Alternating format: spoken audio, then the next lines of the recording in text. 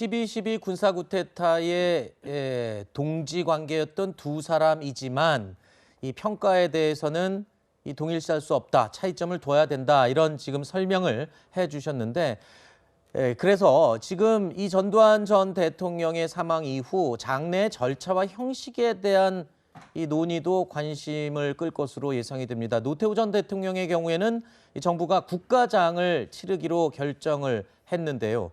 전두환 전 대통령의 경우에는 이와는 좀 다를 것이라는 이야기가 벌써부터 많이 나오고 있습니다. 현재 국가장법에 따르면 전직 대통령은 국가장의 예우를 받는 게 원래는 가능하지만 청와대는 이런 입장을 앞서 밝힌 바가 있습니다. 들어보시죠.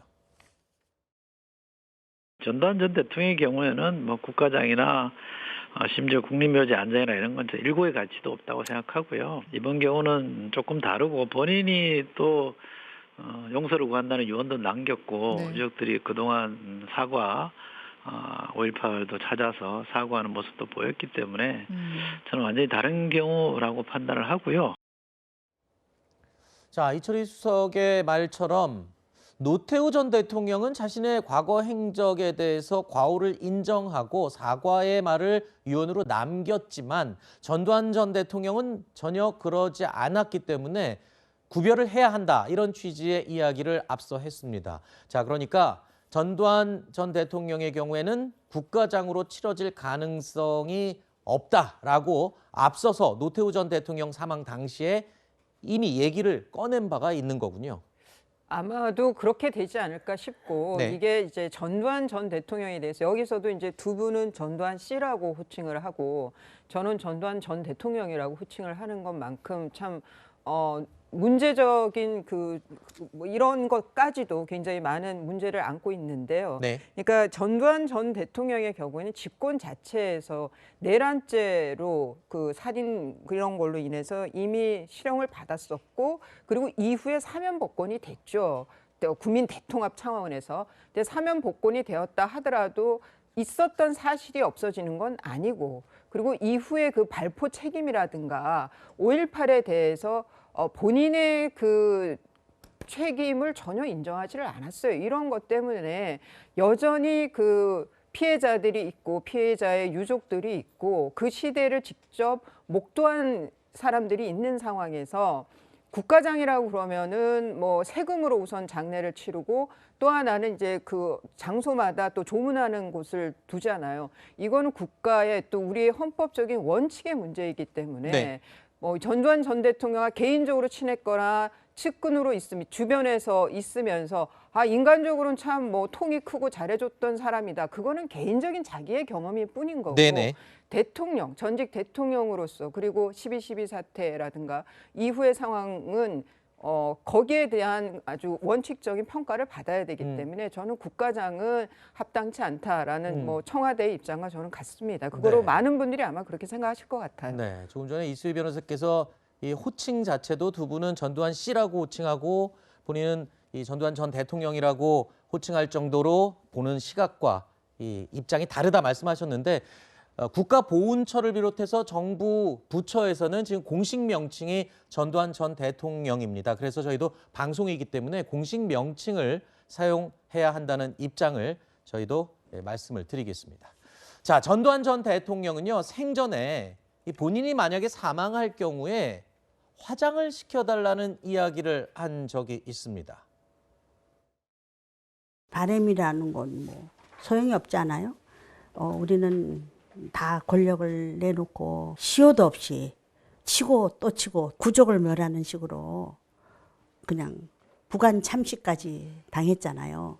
근데 이제 여기다가 더해서 뭐 어떻게 더 해도 분이 안 풀릴지 이 정도에서 분이 풀릴지 우리의 의사와는 전혀 상관없이 힘을 가진 사람들의 몫이라고 생각해요. 사후에 뭐 어디로 가거나 오거나 그런 걸 생각하는 것 자체가 사치예요. 저희는 그거는 뭐 처분대로 하는 거죠. 뭐 어쨌든 대한민국의 대통령이니까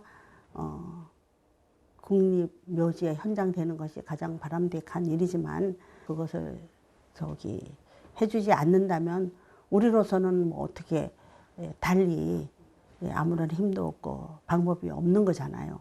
저 양반은 그렇게 될 경우라면 나는 화장해서 이북이 보이는 어떤 세전방에 어디다가 뿌려라 이렇게 말씀을 하셨어요.